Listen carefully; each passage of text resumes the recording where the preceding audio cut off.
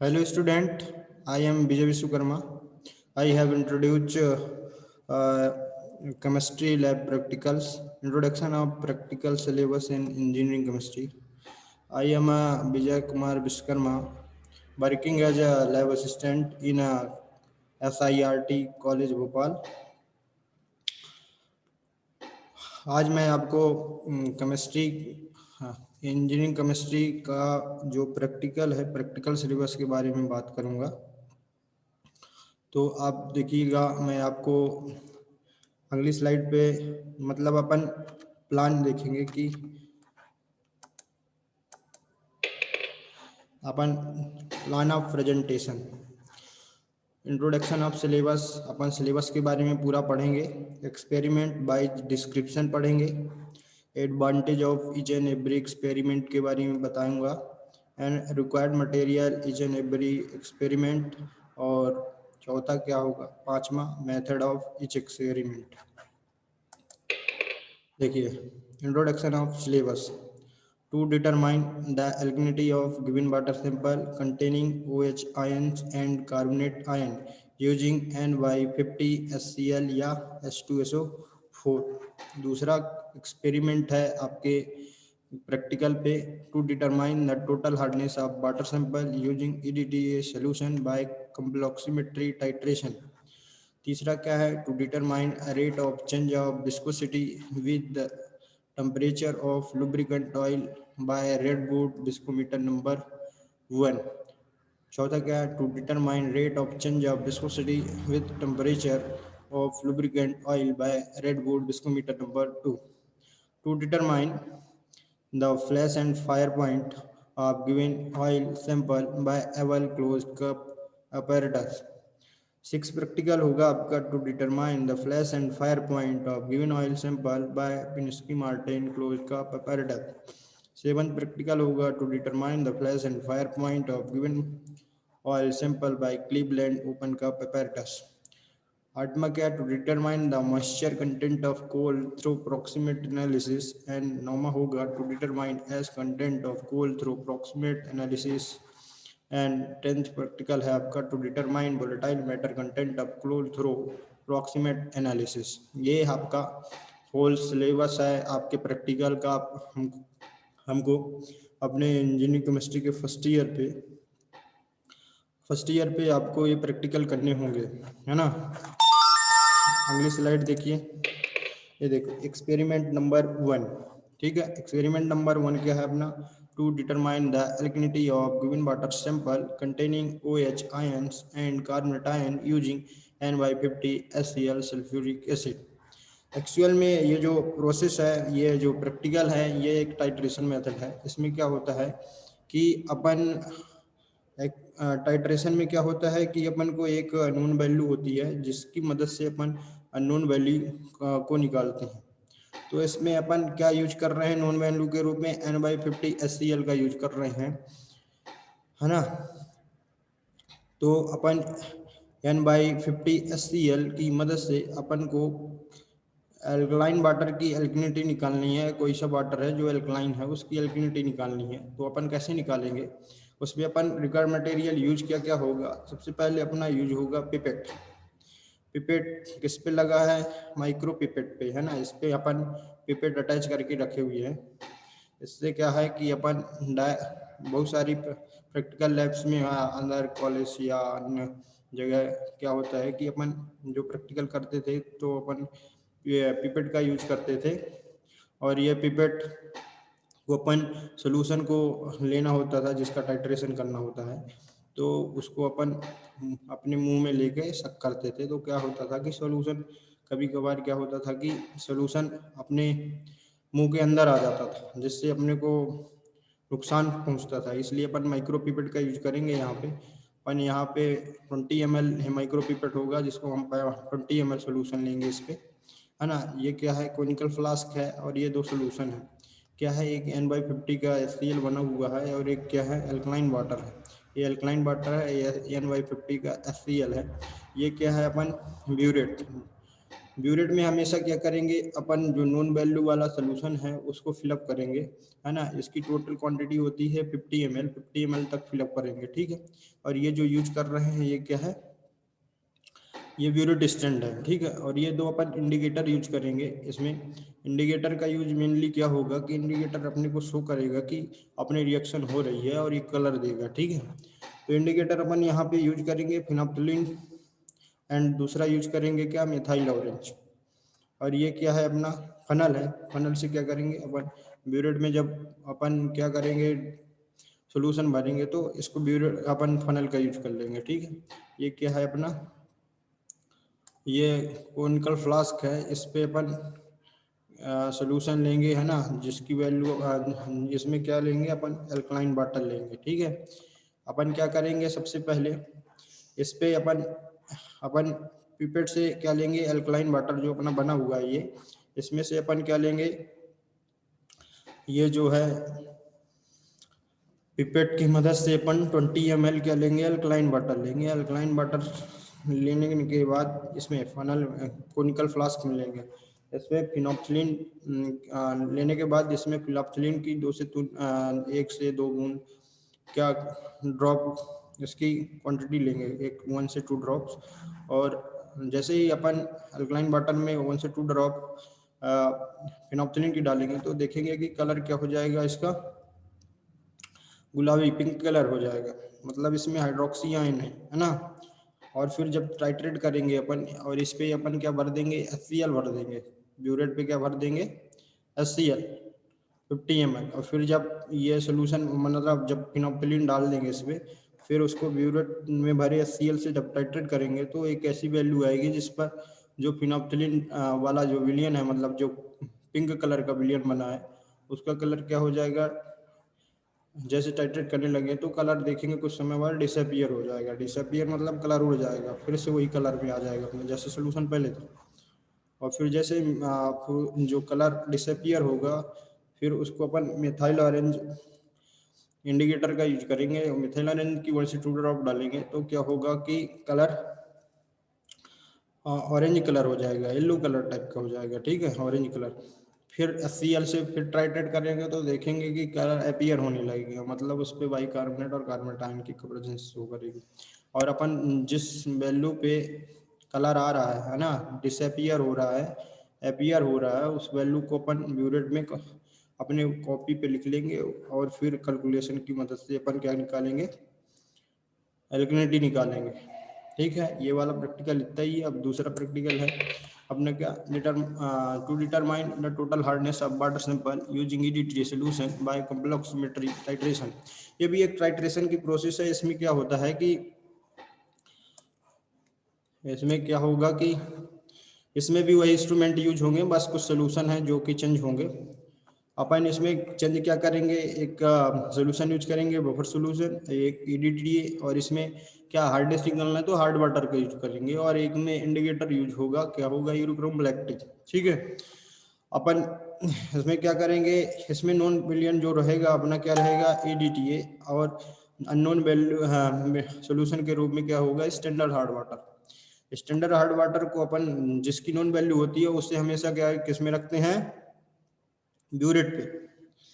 Burette में हम EDTA को फिलअप करेंगे 50 ml तक, और स्टैंडर्ड वाटर की 20 ml को अपने कॉनिकल फ्लास्क में ले लेंगे, ठीक है।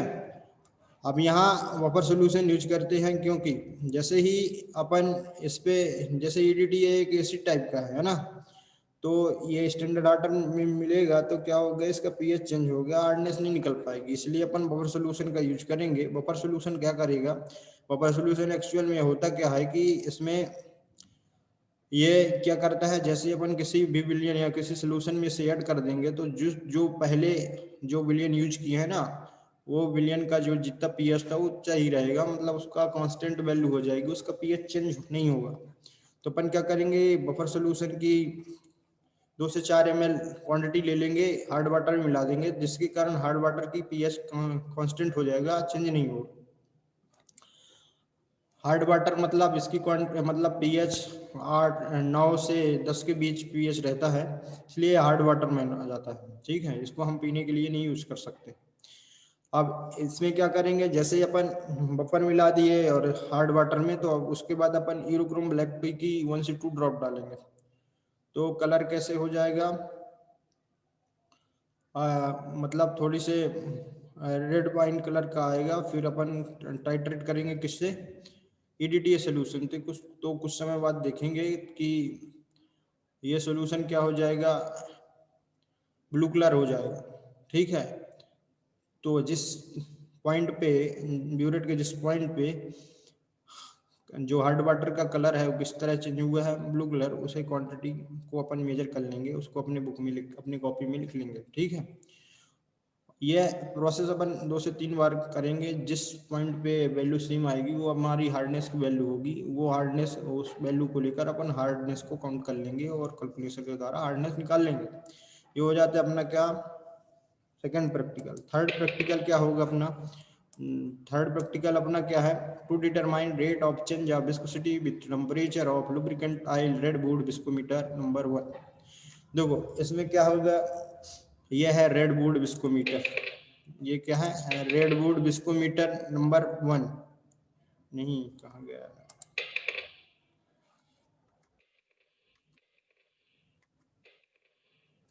यह है क्या, रेड बोर्ड विस्कोमीटर नंबर 1। ठीक है, इसमें क्या होता है, ये 2 पार्ट में डिवाइड रहता है। एक तो अंदर, ये जो अंदर वाला पार्ट है इस पे ऑयल भरेंगे, और बाहर वाले पार्ट में क्या रखेंगे, वाटर रखेंगे।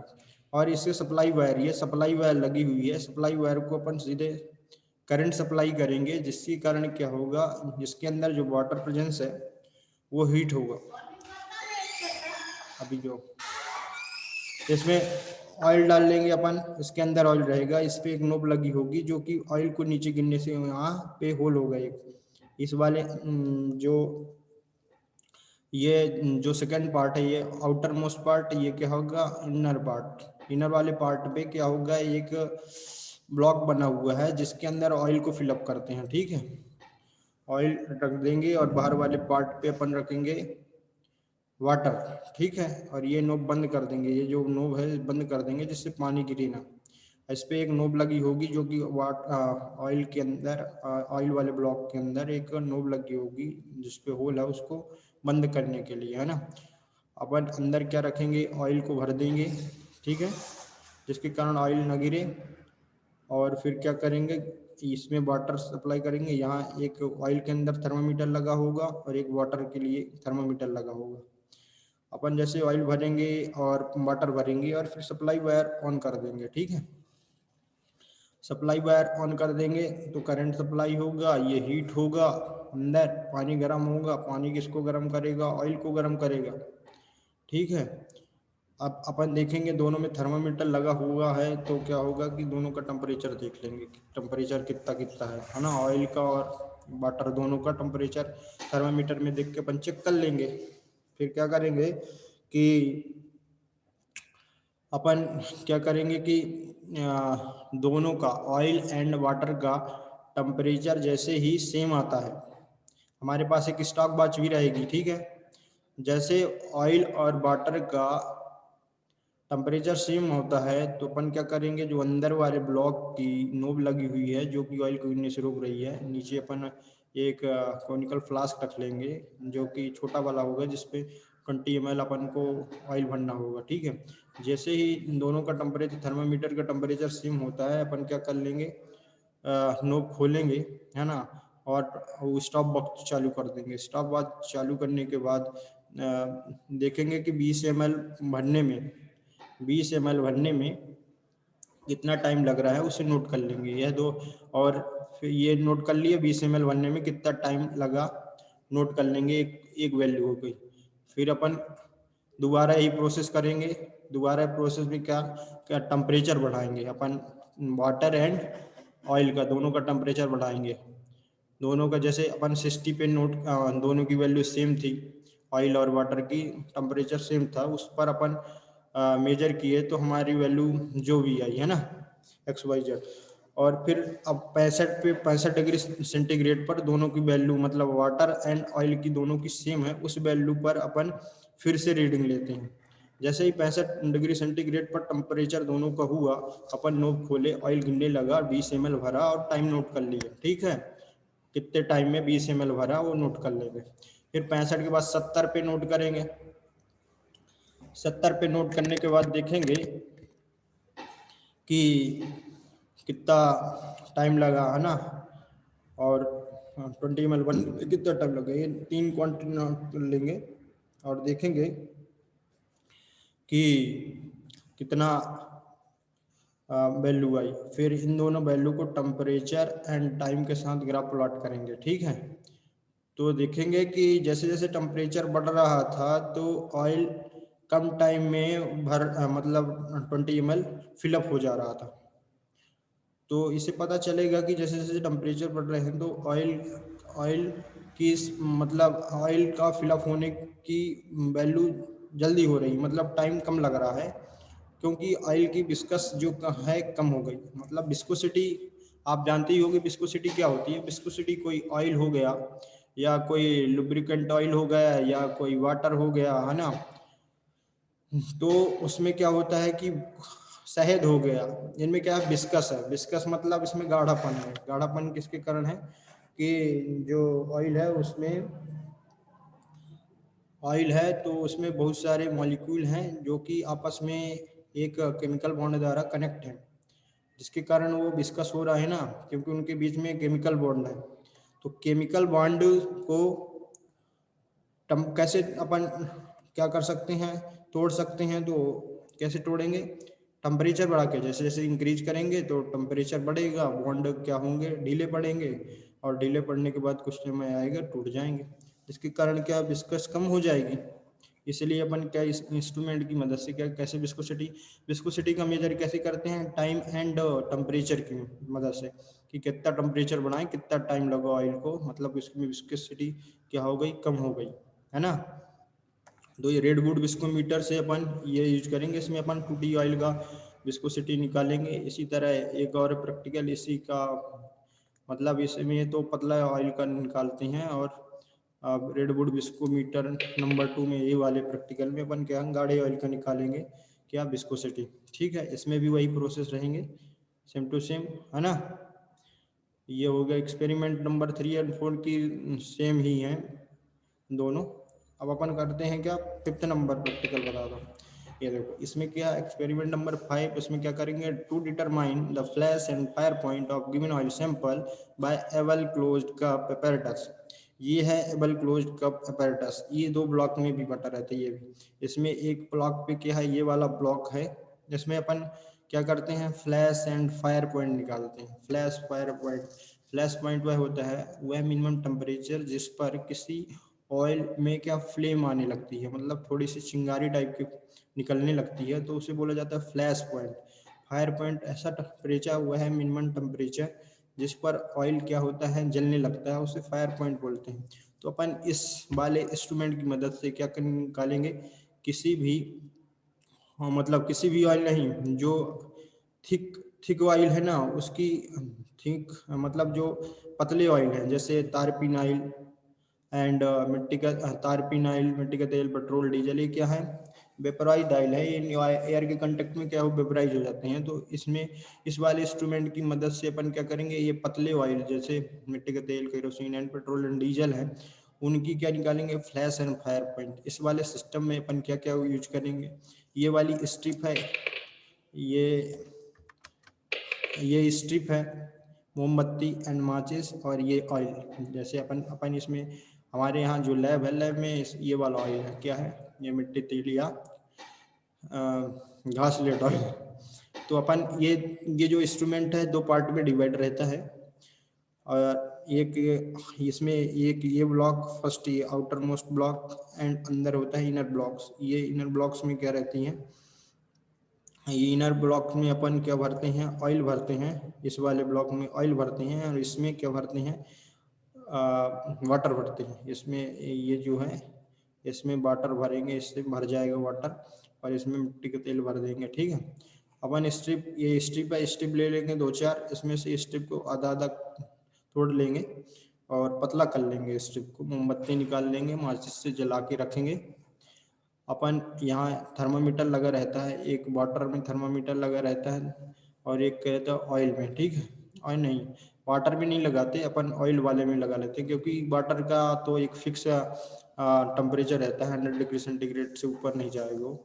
तो अपन क्या करेंगे कि ऑयल में बस थर्मामीटर लगा लेंगे, ऑयल का अपन देखेंगे, अपन जला के रखेंगे। इसमें ये जो है कनेक्शन वायर लगेगी जो कि हीट सप्लाई करेगी, हीट इसमें हीटर लगा हुआ है, हीटर गर्म करेगा वाटर को, वाटर गर्म करेगा ऑयल को, ठीक है। और इसमें अपन मिट्टी का तेल भर देंगे। देखो अपन जैसे 40 degree centigrade 45 degree centigrade temperature हुआ, अपन थर्मामीटर में देखेंगे 40-45 डिग्री टेम्परेचर हो जाएगा, तो अपन क्या करेंगे उस 45 डिग्री से चेक करने लगेंगे।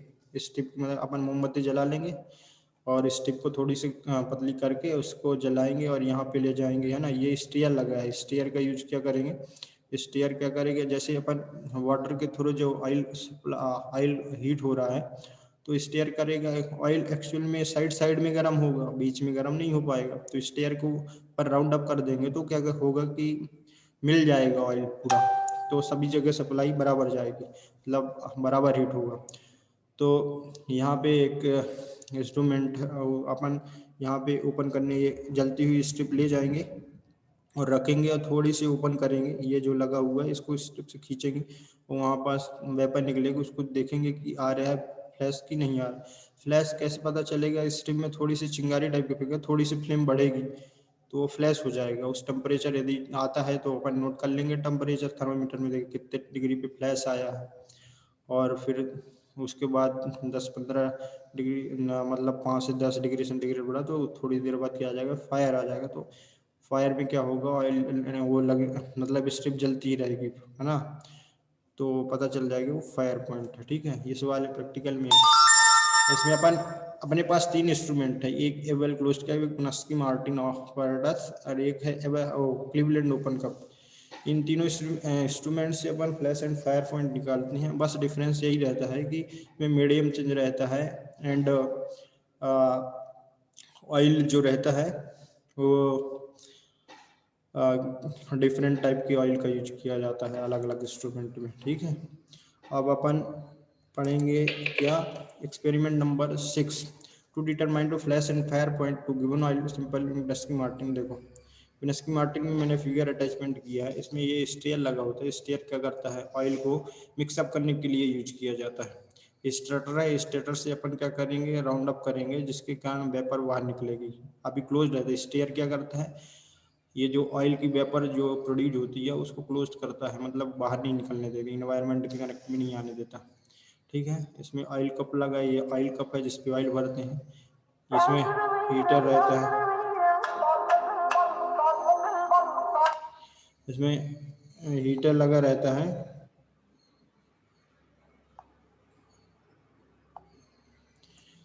इसमें ये हीटर है, हीटर क्या ऑयल को वार्म अप करेगा, ठीक है, गर्म करेगा, जिसके कारण क्या होगा कि ऑयल में वेपर प्रोड्यूस होगी और अपन स्ट्रिप की मदद से उसी तरह जो अपन एवल में करते थे उसी तरह इस पे भी करेंगे। स्टेयर ये शटर कंट्रोल है, शटर से अपन घुमाएंगे, शटर यहाँ पास फ्लेम खुलेगी, जैसे ये ऑयल फ्लेम टर्नर, यहाँ पर ऑयल जलती हुई ले जाएंगे ये, और देखेंगे ये थर्मामीटर लगा हुआ है, ये थर्मामीटर लगा हुआ है इसमें। जैसे ही अपन स्ट्रिप जलती हुई स्ट्रिप को ले जाएंगे और शटर घुमाएंगे, कंट्रोल शटर घुमाएंगे तो क्या होगा, यदि ऑयल स्ट्रिप थोड़ी सी जलती है, फ्लेम थोड़ी थोड़ी देर के लिए 2 से 4 सेकंड के लिए जलेगी और बंद हो जाएगी, और यदि आती है तो वो अपना फ्लैश पॉइंट आता है। इस तरह की प्रोसेस होती है तो फ्लैश पॉइंट कहलाता है। और फिर थोड़ी देर के बाद जब टेम्परेचर बढ़ने के बाद फिर से अपन वही प्रोसेस करते हैं, तो यदि स्ट्रिप जलती ही रहती है,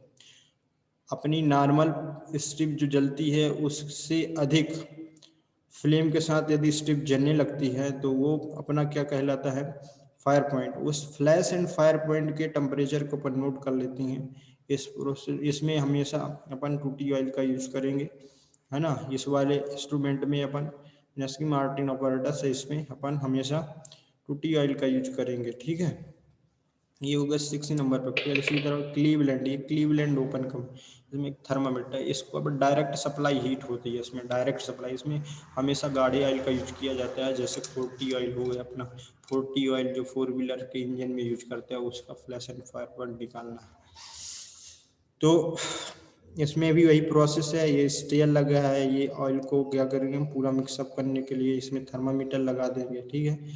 यहाँ से ये रेगुलेटर लगा हुआ कितना टेम्परेचर पर अपने को फ्लैश पर अपने को ये स्ट्रिप जलती हुई ले जानी है, यहाँ पे रखना है। यदि फ्लैश में क्या होगा, थोड़ी सी देर के लिए जलेगी, अपनी नॉर्मल स्ट्रिप जो जल रही थी उससे थोड़ी सी देर के लिए और थोड़ी सी फ्लेम जलेगी तो अपना फ्लैश पॉइंट होगा। और थोड़ी देर के बाद यदि स्ट्रिप पूरा जलने लगती है या अपने ये इस वाले पूरे पोर्शन पे आग मतलब फायर हो जाता है तो वो अपना फायर पॉइंट हो जाता है। एक्चुअल में इस प्रोसेस में क्या होता है कि ऑयल में आग लगने का डर रहता है, तो अपन इसमें क्या करते हैं कि क्या है कि आग जलती है तो क्या करते हैं कि आग लगे ना, इस वाले इंस्ट्रूमेंट में आग लगे ना, तो जैसे ही अपन फायर निकालते हैं तो कुछ कुछ बार ऐसी प्रोसेस होती है कि आग लग जाती है सारी में। तो आप इस आग लगती है तो आप डरे नहीं, इसमें सावधानी बरते।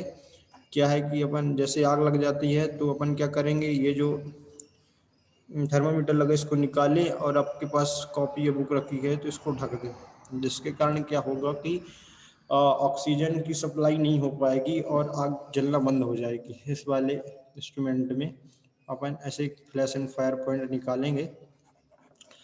देखो फ्लैश एंड फायर पॉइंट का यूज हम आखिर इन इंस्ट्रूमेंट का यूज क्यों करते, फ्लैश और फायर पॉइंट निकालते क्यों?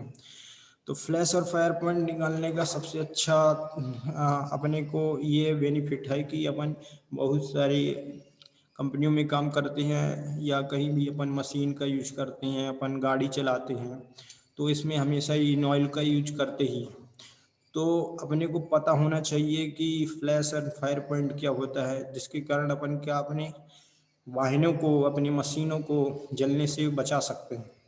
इससे क्या होगा कि आपको यदि आपकी गाड़ी थोड़ी सी क्या फ्लेम जल रही है, चिंगारी मान रही है या चिंगारी प्रोड्यूस हो रही है आपके गाड़ी में या आपकी मशीनों में, तो क्या होगा कि आपको पता चल जाएगा कि हमने पढ़ा होगा कि हमको फ्लैश पता है, फ्लैश आने के कुछ देर बाद फायर आ जाता है, तो अपन अपनी मशीनों को जलने से रोक सकते हैं ये पढ़ के। तो फ्लैश और फायर पॉइंट का निकालने का यही बेनिफिट है कि अपन अपने मशीनों को हानि से बचा सकते हैं, उन्हें फायर होने से बचा सकते हैं।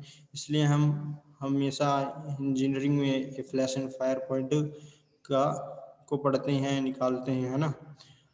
अब ये है experiment number 8 to determine the moisture content of the coal through approximate analysis. ये क्या है, मफल फर्नेस है। इसमें क्या करते हैं अपन, कोई सा ऑयल है, ऑयल किस टेम्परेचर पर कोल में चेंज हो रहा है, मतलब राख में कन्वर्ट होता है, इस में पढ़ेंगे।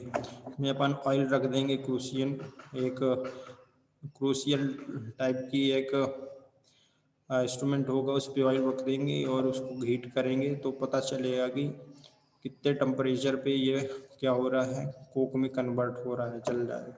इस प्रोसेस में ये वाला इंस्ट्रूमेंट ये है अवल मफल फर्नेस। ये सब मतलब ये लास्ट के 3 प्रैक्टिकल हैं, उसमें ये इसका मफल फर्नेस का यूज होता है, ठीक है। गैस कंटेंट निकालना है तो अप्रॉक्सीमेट एनालिसिस करेंगे, and volatile metal content of coal निकालना है, अप्रॉक्सीमेट एनालिसिस का यूज करेंगे मफल फर्नेस इंस्ट्रूमेंट का। यह है हमारे इंजीनियरिंग केमिस्ट्री के होल सिलेबस। और अब आप आएंगे तो हम आपको प्रैक्टिकल करके बताएंगे, और मैं और भी वीडियो शूट करूँगा जिस पे हर एक प्रैक्टिकल का ब्रीफ डिस्कशन कैसे करते हैं, कैसे हार्ड डिस्क निकालते हैं, कैसे क्या पूरी प्रोसीजर के साथ मतलब पूरा बताऊंगा मैं आपको। Thank you for watching my slides.